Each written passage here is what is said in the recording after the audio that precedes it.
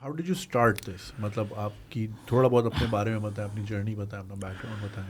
اس میں ایسا ہے کہ مین اسٹریم میں پہلے جب میں نے جوائن کیا تو آبویسلی میرا اس ٹائم سوشل میڈیا کے اوپر اتنا لانگ ٹرم پلان نہیں تھا کہ میں نے کل کو اس پہ سوئچ کرنا ہے، یہ سب کرنا ہے. بٹ جاتے ساتھ ہی پہلے سال میں سمجھ آ گئی کہ وہاں کوئی اسپیس نہیں ہے.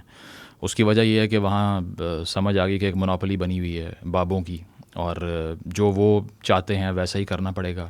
اور ایک ٹرینڈ سیٹنگ بینڈ ویگن ہے وہاں پہ کہ اگر ایک بڑے چینل نے کچھ دکھا دیا تو اگلے 70 بھی وہی دکھائیں، ادروائز آڈینس لوز ہو جائے گی. سب نے ایک ٹائم پہ بلیٹن کرنا ہے، ایک ہی خبر سے آنا ہے پہلی سٹوری کے طور پہ، ایک ہی جگہ پہ اینڈ کرنا ہے. So very monotonous, very brain dead.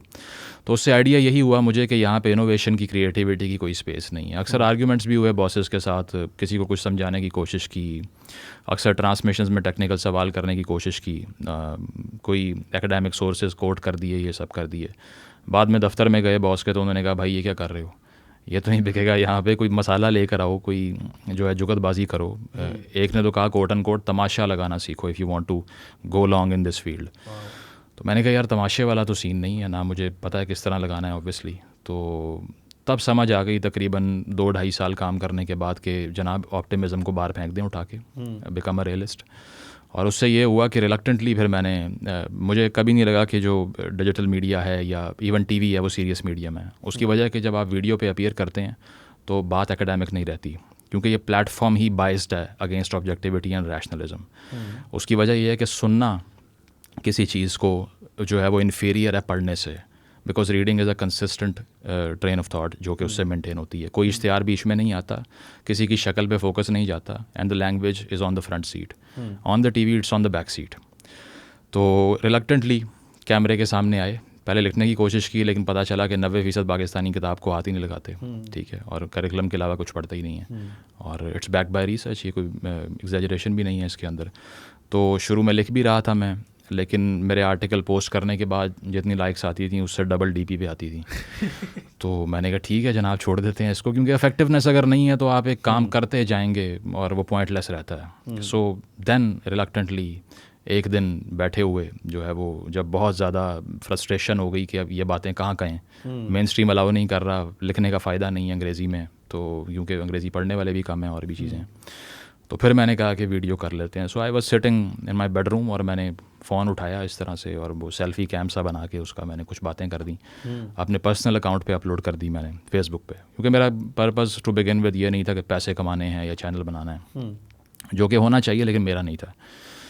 تو وہ اپلوڈ کر دی اور میں سو گیا. اور وہ کی بھی اس لیے اپنے دوستوں کے لیے، because all of them did not agree with me at all. میرا سرکل ایسا نہیں تھا جو بڑا لائک مائنڈیڈ ہو.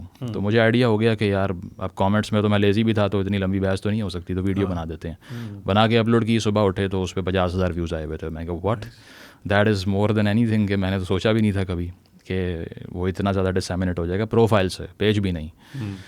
اور پھر اس میں گالیاں بھی اچھی خاصی تھیں ماشاء اللہ، تقریباً 90% گالیاں ہی تھیں اس میں، کیونکہ ایک کلرک کے اگینسٹ میں نے ویڈیو بنائی تھی جو کہہ رہا تھا کہ کووڈ اس لیے پھیلا ہے کہ خواتین کے کپڑے ٹھیک نہیں ہیں. So I found it outrageous, couldn't hold myself back. تو اسٹارٹ ہی وہاں سے کر لیا جہاں سے لوگ اینڈ کرنا چاہتے ہیں. لیکن بس وہ اس کے بعد سے چلتے چلتے پھر وہ ہوتا رہا کسی ڈفرینٹ فارمز میں. پھر میں پیج پر آ گیا، پیج سے یوٹیوب چینل بنا لیا، تو پھر آئی ایم ہیئر. زبردست. اور یہ بتائیں کہ obviously you have a day job, you work in different channels. تو چینلس پہ یا چینل مالکان کی طرف سے یہ نہیں آتا کہ یار تم وہاں پہ اتنا ووکل ہو، پھر ہمارے لیے بڑی مشکل ہو جاتی ہے یہاں پہ، یا پھر how does that work؟ مسئلہ یہ ہے کہ they live in an entirely different world. انہیں وہ سمجھ ہی نہیں آتی جو میں کہنا چاہ رہا ہوں، یا میری آڈینس ہے وہ ان سے کبھی ملے بھی نہیں ہیں، کیونکہ کتاب یا اکیڈیمیا یا ایسے لوگوں کو دیکھ کے ہی وہ بھاگ جاتے ہیں. ایون میرے اوپر کرٹیسزم یہ تھا انیشیلی کہ تم جب سیٹ پہ آ کے بیٹھتے ہو، اسٹینڈ بائز ہوتے ہیں نا ہمارے، جس میں ابھی کوئی بریکنگ نیوز نہیں آ رہی تو ہم بیٹھ کے کچھ کر رہے ہیں، لیپ ٹاپ یوز کر رہے ہیں، کوئی فون یوز کر رہا ہے، کوئی کینڈی کرش کھیل رہا ہے. سو آئی یوز ٹو کیری اے بک. تو پروڈیوسر کہا کرتے تھے کہ بھائی یہ کیا سر کھپا رہا ہے یہاں پہ، کیا ہوگا اس کا، ابھی یہ پاکستان کی تاریخ پڑھائے گا اگلے بلیٹن میں کیا، تو یہ کیوں لے کے آتے ہو یہاں پہ. تو they used to hate everything which was academic. تو اسی لیے ان کو آدھی باتیں سمجھ ہی نہیں آ رہی تھیں، اسی لیے شاید بچ گئے ہم. اس کی وجہ یہ ہے کہ وہ نیچے نے بھی کہا تھا نا کہ انڈرسٹینڈنگ سے مجھے زیادہ خوف ہے نان انڈرسٹینڈنگ سے نہیں, کیونکہ اگر لوگوں کو میری سمجھ آ گئی پھر بس جاؤں گا میں. تو دیٹس وٹ آئی ڈڈ کہ تھوڑا سا اس کو میں اتنا سمپلیفائی نہیں کرتا کہ وہ ہر کسی کو سمجھ آئے. تو ایک تو آدھی انکمپریہنسبلٹی تھی مین اسٹریم کی کہ ان کو سمجھ نہیں آتی تھی یہ کیا بول رہا ہے, کیا مطلب ہے اس کا. دوسرا یہ کہ کچھ وارننگز آتی رہیں. ایک سٹیج پہ میرے اسکرین شاٹ بھی آ گئے ایک پوسٹ کے جو میں نے فیس بک پر کی. گلگت گیا, وہاں سے واپس آیا, کچھ لکھ دیا کہ بھائی انٹرنیٹ کیوں نہیں ہے وہاں پہ, مطلب اتنی پروگریسو جگہ ہے وہاں پہ, آپ دیکھیں لٹریسی ریٹ دیکھ لیں انسا کے اندر اور جگہوں پہ, تو کچھ تو دے دو ان لوگوں کو. تو وہ آ گئے اور بلایا کہ یہ دیکھیں جی یہ آپ کا اوپر سے آ گیا ہے, تو کیا کرنا ہے اس کا. اب میں نے کہا سر آپ بتائیں کیا کرنا ہے, مجھے جیسے کہیں گے ویسے کر لیں گے. تو انہوں نے کہا نہ کرو, چھاپ لگ جائے گی تمہارے اوپر. میں نے کہا یہ کیا ہوتا ہے چھاپ لگ جائے گی. تو انہوں نے کہا کہ آپ کو لوگ ٹیگ کر دیں گے کہ یہ اس طرح کی باتیں کرتا ہے, نیگیٹو باتیں کرتا ہے. لیکن میں نے کہا ٹھیک ہے, because you have to take certain risk اگر کچھ بھی کرنا ہے آپ نے. تو اگر آپ یہ کہیں کہ کمفرٹ کے اندر بڑی ڈیولپمنٹ ہو جاتی ہے انسان کی, نہیں ہو سکتی. So it was clear to me کہ it will come with a price and I was willing to pay the price. سو وہ کرتا گیا, اور وہ آہستہ آہستہ جب تھوڑی سی آڈینس ڈیولپ ہوتی ہے so they become a bit under pressure کہ ٹھیک ہے اب تو تھوڑا نوٹس ہو رہا ہے, یہ تو جس بھی فارم میں ہو رہا ہے ہمارے لیے اچھا ہے, کیونکہ کیپٹلسٹک جو ہے نا وہ انڈسٹری ہے. صحیح. تو اس کا پرپس عوام یہ سوچتی ہے صحافی سچ حق کی بات کرنے آتا ہے اور یہ وہ.